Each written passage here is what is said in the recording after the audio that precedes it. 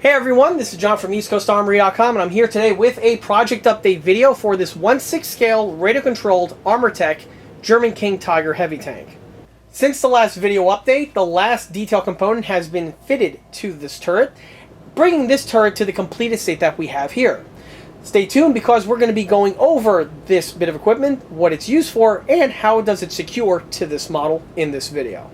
Picking up exactly where we left off in the previous video, brings us to this little bit of equipment. You see, in the last video, I touched upon the turret detailing wise was basically done, but there was one more bit of equipment that I was waiting for to wrap up from the printer. Well, this is that piece of equipment that we have right here. What this bit of equipment is the King Tiger rear bustle grenade guard. What this device does is that this is part of a system that was designed for the King Tiger to protect the rear engine deck from any sort of hand grenades or Molotov cocktails being thrown onto it.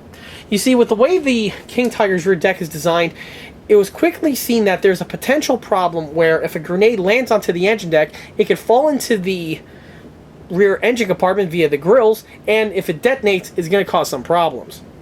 So to solve this problem, the engineers came up with a two-pronged approach. The first solution was to come up with a frame-type system that secures on mesh that covers up all of the engine grills. And this is basically the same design that we see on the Tiger One as well as also on the Panther. However, for the King Tiger, it was deemed that it wasn't good enough. So what was designed was a secondary guard system, which consisted of an even larger box frame and some more mesh work. But unlike the other system, this one basically covers up the entire portion underneath the bustle area of the vehicle on the hull portion. But to continue the guard, they designed this little, basically a duct over here that would fasten to the bottom portion of the turret. The way the setup works is that 1 to 2 units are fastened to the vehicle into their appropriate locations. When the turret is over the hull area, it blocks off any sort of gaps that can remain where an explosive device can be thrown or placed into that location. Because the turret needs to rotate, of course, it needs to have this weird geometry to it in order to clear the meshwork that's found on the engine deck. And the meshwork too has this weird curvature to it in order for the two pieces to work in tandem with each other. The Armortek kit does not supply you with these components, so you are normally left on the hook to scratch build them if you chose to do so. In the past, I went ahead and fabricated this exact same component before, but I went ahead and made it out of sheet metal, where I basically cut it to shape and soldered it to the look that we have here. But for this build, I went ahead and tooled up one in 3D print. This component here is going to be a new addition to the EastCoastArmory.com product line and is going to be sold right now in a two-part setup where we have the turret guard and then we're going to have the hull guards, which are going to be tooled up, you know, probably shortly after the time that this video gets posted. But as for the material here, we'll notice that even though this is 3D printed, it's a different type of material compared to the usual 3D prints that are showcased on this channel. This one here, I went with a different vendor because I was really impressed with the quality he was able to get with his prints, but it's also at a fraction of the cost as it would have been from the other vendor. This is something that may be subject to change as time goes on, but for the time being, these pieces are going to be listed with this type of format. The ECA set consists of most of the parts here, except for that which we'll be getting to in a moment. The biggest component is the main guard itself. As you can see, it's a single piece of 3D print, and it basically just drops onto the tank with the turret flipped upside down. The way this secures to the vehicle is with these two holes that we have over here. These two are for the use of fasteners, which you will need to drill tap into the vehicle, so then the piece just gets bolted directly into place, and it's a nice strong mounting point.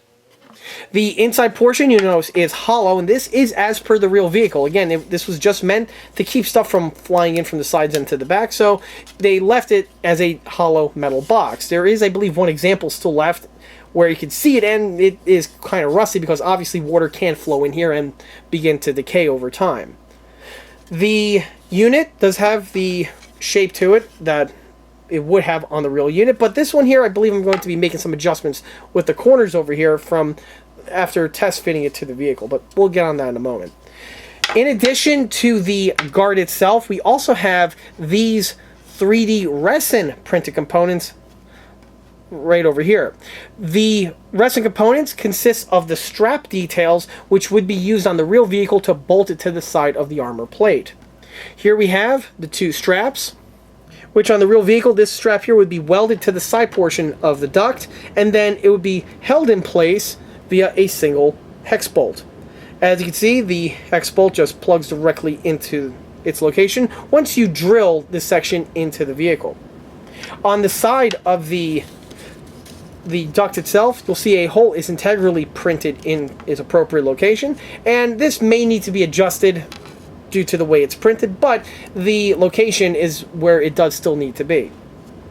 So from here, I'm actually going to go ahead and get this thing primed so I can get it fitted to the vehicle. The installation seems to be one that is going to go by pretty quickly.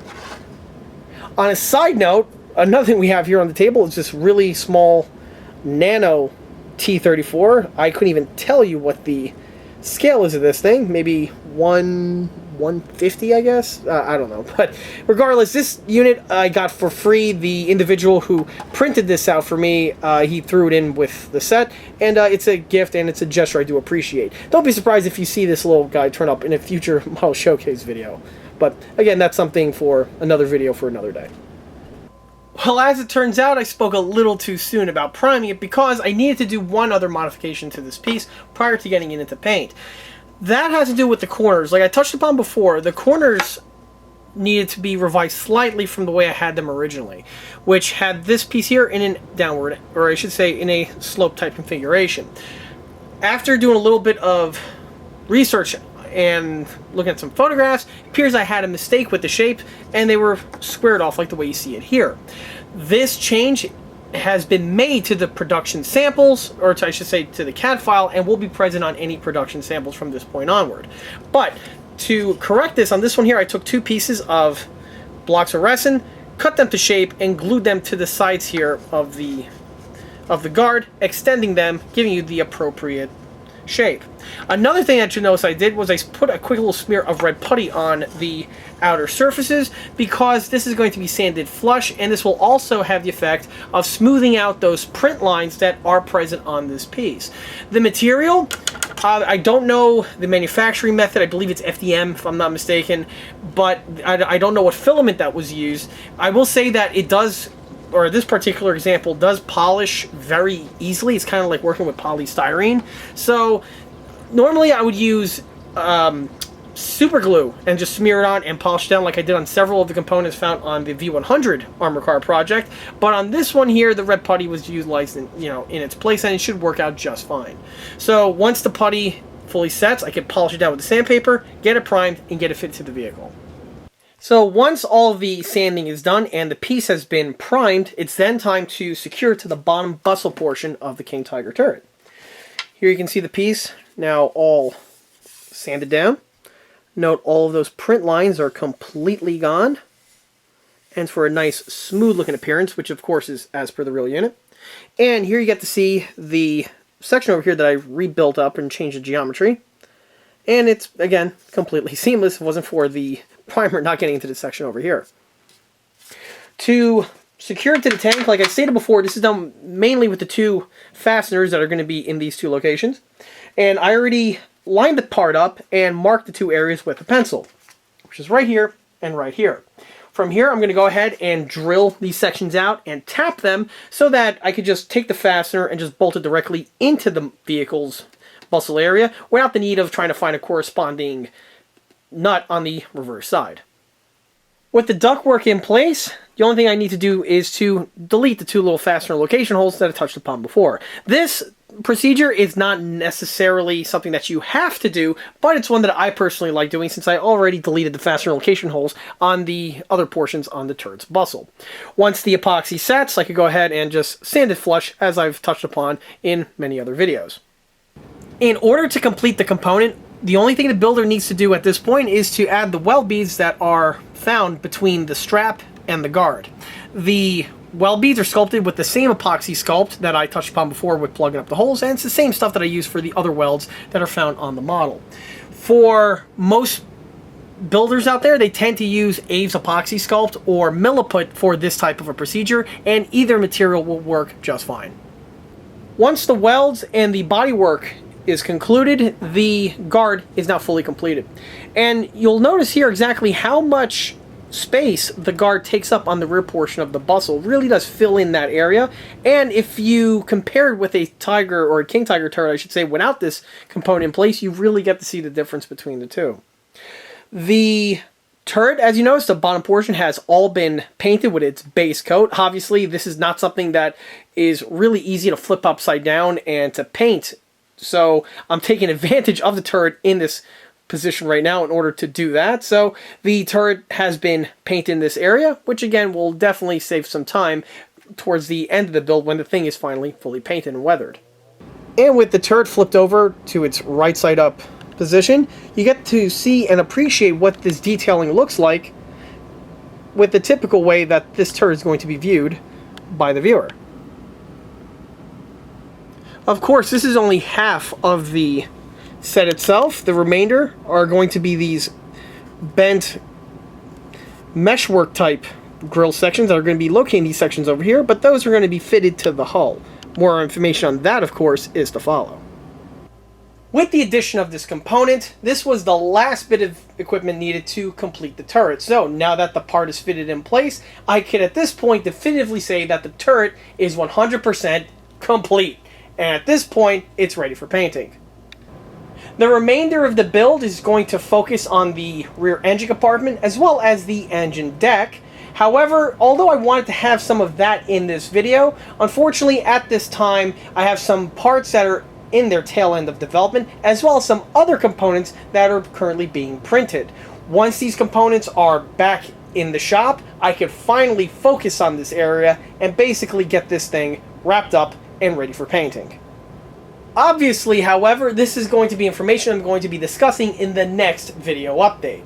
So, until then, that wraps up this project update video for this 1/6 scale Armortek radio-controlled King Tiger heavy tank.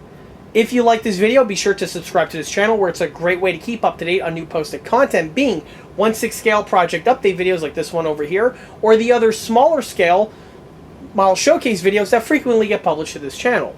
Another way to keep in the loop of new posted content is by liking us on Facebook. There I have more photographs of this particular build that have been posted since the project start, along with the other smaller and larger scale builds that have been showcased on this channel previously.